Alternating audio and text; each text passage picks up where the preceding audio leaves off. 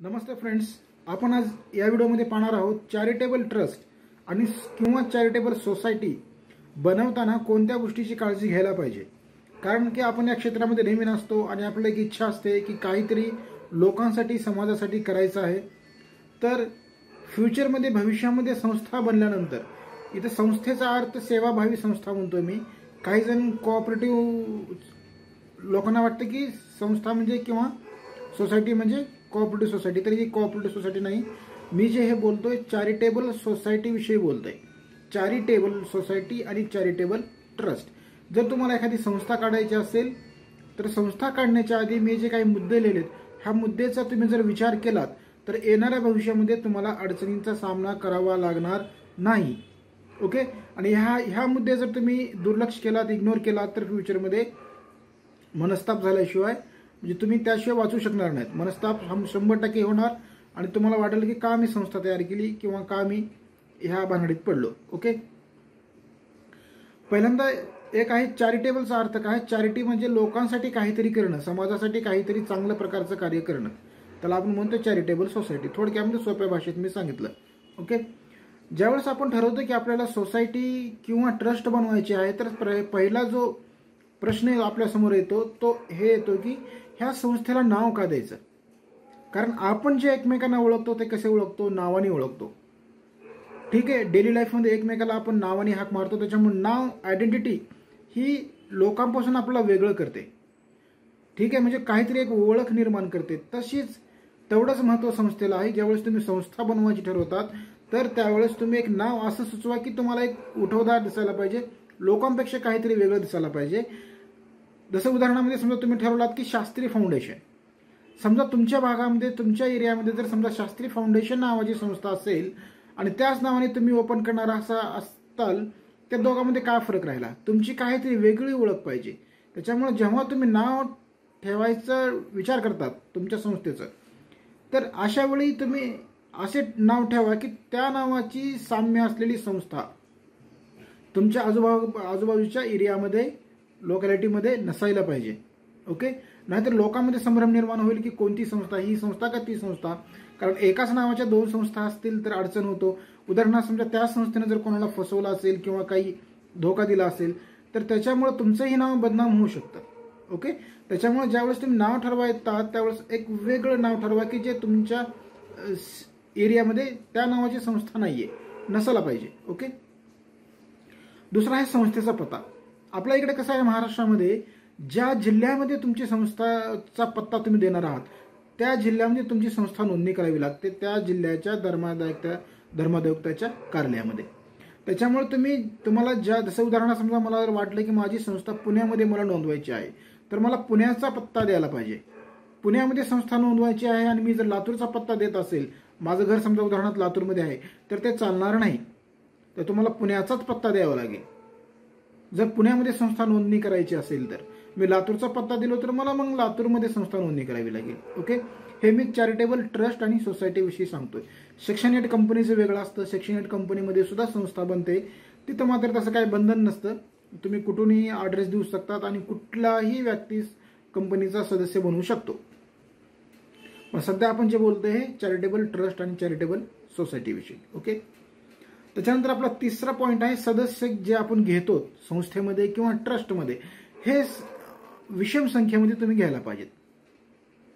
जसं तुम्ही जर ट्रस्ट बनवत असाल तर कमीत कमी 2 व्यक्ती तुमच्या जवळ असणं आवश्यक आहे आणि सोसायटीमध्ये 7 माणसं। ठीक आहे, जर तुम्ही ट्रस्ट बनवत असाल तर 2 व्यक्ती कमीत कमी पाहिजे, 2, 3, 4, 5 असे घ्या। पण मी तुम्हाला सजेस्ट करेल की तुम्ही विषम संख्येत घ्या। ट्रस्ट बनवायचा असाल तर कमीत कमी 3 व्यक्ती घ्या आणि सोसायटीमध्ये 7 व्यक्ती कमीत कमी तुम्ही घ्यावं लागेल। विषम ह्याच्यामुळे घ्यायचं की उद्या जर समजा तुम्ही एखादा निर्णय घेत असाल आणि सम संख्या असेल तर दोन्हीकडे समच मतं पडली तर तुम्ही कोणता निर्णय ऍक्सेप्ट करणार संस्था। ओके, त्याच्यामुळे विषम संख्या घेतल्यामुळे जे ठराव मांडतो त्यावेळेस अडचण निर्माण होत नाही। ओके, कारण समान मतं पडणार नाहीत विषम संख्या असल्यास। ओके, चौथा पॉईंट आहे घटना बनवताना महत्त्वाचे मुद्दे लक्षात ठेवणे। तुमचा उद्देश काय आहे, तुम्ही जे संस्था बनवायचं म्हणतात, तुमच्या मनात जी इच्छा निर्माण झालेली आहे लोकांसाठी, त्याच्या माध्यमातून तुम्ही त्या संस्थेच्या माध्यमातून कोणते कार्य करणार आहात कारण कार्य हे खूप वेगवेगळे आहेत. इकॉनॉमिक असू शकतं, एज्युकेशनशी रिलेटेड तुम्ही लोकांसाठी काही करू शकतात, रिलीफ ऑफ द पुअर आहे, एखाद्या गरीब व्यक्तीसाठी, असहाय्य व्यक्तीसाठी मदतीचा हात म्हणून तुम्ही जर काम करणार असाल तर त्याविषयी मुद्दे पाहिजेत. ठीक आहे. रिलिजियससाठी समजा तुम्ही मंदिर बांधणार असाल किंवा मंदिराच्या माध्यमातून तुम्ही काही सेवाभावी चॅरिटेबल ॲक्टिव्हिटीज करणार असाल तर त्याविषयी मुद्दे पाहिजेत. त्याच्यामुळं तुम्हाला ते मुद्दे व्यवस्थित आणि कमी शब्दामध्ये मांडायचे. खूप जणांची मी घटना पाहतो, अननेसेसरी पॅराग्राफ लिहिलेला असतो, त्याला काहीही महत्त्व नाही, तेवढं कोणी वाचत बसणार नाही. आणि मुद्देसूद, ठळक, व्यवस्थित आणि कमी शब्दामध्ये तुमचे घटना तुम्ही लिहा. ओके. जसं तुम्ही एखादा ठरवलात की तुम्ही शाळा कॉलेजेस काढणार आहात, शाळा कॉलेज म्हणले की मग तो प्रश्न मिटला. लोक मग अननेसेसरी लिहितात 10वी 12वी BCom BSc MBA MCom, हे लिहायची गरजच नाही बाळा.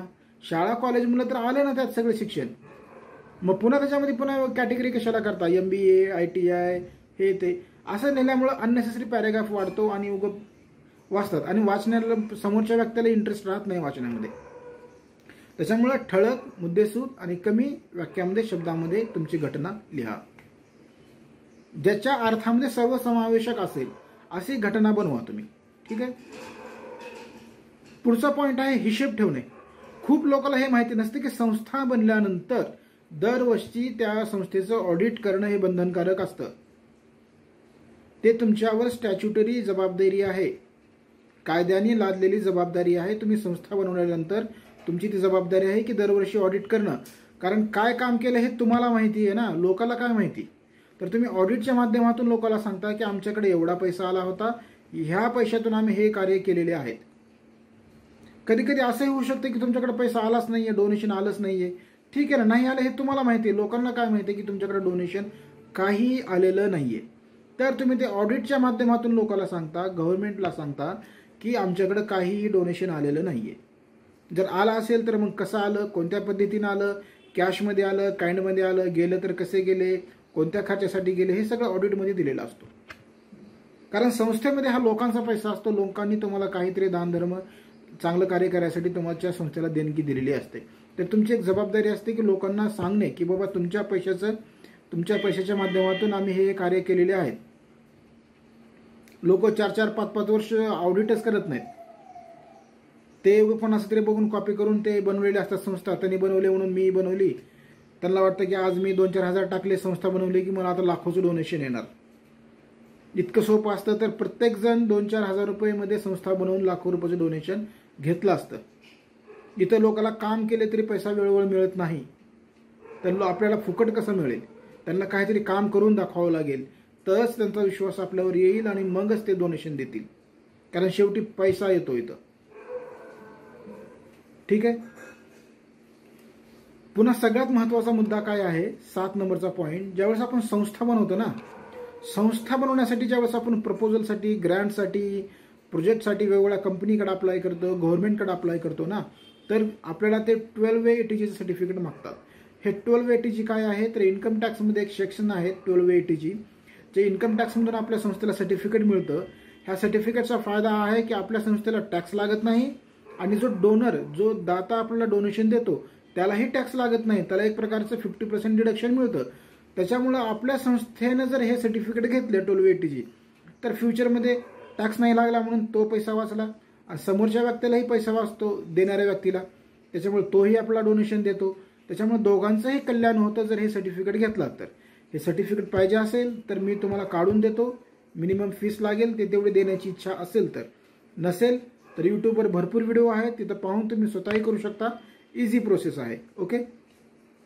आता ह्याच्यामध्ये एक सगळ्यात महत्त्वाचा मुद्दा आहे की जो मी 4था नंबरचा पॉईंट सांगितला होता तुम्हाला, घटना बनवताना महत्त्वाचे मुद्दे लक्षात ठेवायला पाहिजेत. हे मुद्दे तुम्हाला कुठं कामाला येतात, ज्यावेळेस तुम्ही 12A अप्लाय करता त्यावेळेस तो ऑफिसर पाहतो की तुमच्या घटनेमध्ये काय काय उद्दिष्ट लिहिलेले आहेत. उद्दिष्ट हे वैधानिक असतील, संवैधानिक असतील, व्हॅलिड असतील तर तुम्हाला हे सर्टिफिकेट भेटतं. ठीक आहे. ट्रस्टमध्ये कसं असतं, काही क्लॉजेस पाहतात ते ट्रस्ट डीड. ज्यावेळेस ट्रस्ट बनवतो तुम्ही आणि ट्रस्ट बनवण्यासाठी जे घटना लिहितो आपण त्याला ट्रस्ट डीड म्हणतात. त्या ट्रस्ट डीडमध्ये काही क्लॉजेस आहेत का नाही पाहतात. इन्कम टॅक्स डिपार्टमेंटचे जे ऑफिसर असतात, कमिशनर असतात, ते पाहतात कोणते कोणते क्लॉजेस पाहिजेत. बेनिफिशरी क्लॉज पाहिजे. बेनिफिशरी क्लॉज पाहिजे म्हणजे की हा ट्रस्टचा जो संपत्ती आहे, ट्रस्टची जे इन्कम आहे, याचा वापर हा समाजासाठी किंवा समाजाच्या कल्याणासाठी करता यायला पाहिजे. आणि फक्त समाजच हे कोण आहेत, बेनिफिशरी आहेत, पर्टिक्युलर एक वर्ग नाहीये किंवा ट्रस्टीचे रिलेटिव्ह, ट्रस्टीचे नातेवाईक ह्यांच्या वापरासाठी, यांच्या फायद्यासाठी ही इन्कम, ही फंड वापरता नाही यायला पाहिजे. त्याच्यामुळे एक क्लॉज असतो, त्याला बेनिफिशरी क्लॉज म्हणतात. त्या क्लॉजमध्ये लिहिलेलं असतं की ह्या संस्थेची संपत्ती, ह्या संस्थेची इन्कम हे सगळे समाजासाठी वापरता येईल, समाजाच्या कल्याणासाठी वापरता येईल. ओके. दुसरा असतो इररिव्होकेबिलिटी क्लॉज. म्हणजे काय, संस्था कशी बनते की जो संस्था बनवणार आहे, सेटलर म्हणतात त्याला, सेटलर काय करतो, एक संपत्ती देऊन 1000-2000 कॅशमध्ये किंवा जंगम मालमत्ता असेल, ओके, किंवा प्रॉपर्टी असेल, ती देऊन संस्था बनवतो. तर ती जी प्रॉपर्टी संस्थेला देतो, ती प्रॉपर्टी घेण्याचा अधिकार त्याला पुन्हा नसायला पाहिजे. त्याला म्हणतात इररिव्होकेबिलिटी क्लॉज. तो म्हणतो की एकदा मी संस्थेला ही प्रॉपर्टी दिली तर दिली, याच्यावर पुन्हा माझा काही अधिकार नाही, असं ते लिहिलेला क्लॉज त्याच्यात पाहिजे ट्रस्ट डीडमध्ये. ठीक आहे. आणि बाकी 1-2 क्लॉज आहेत, ते तुम्ही पहा, मी डिस्क्रिप्शनमध्ये देईन. ठीक आहे. कारण व्हिडिओ खूपच वाढत आहे, साईज 12 मिनिट झालेली आहेत. ठीक आहे. तर तुम्हाला ह्या संस्थेमध्ये जर काही अडचण असेल संस्था बनवताना, तर कमेंट बॉक्समध्ये लिहा, तुम्हाला उत्तर जरूर मिळेल. आणि जर गायडन्स देऊन, म्हणजे पैसे देऊन जर तुम्हाला गायडन्स पाहिजे असेल, तर मग मला तुम्ही कॉल करा. ओके. धन्यवाद.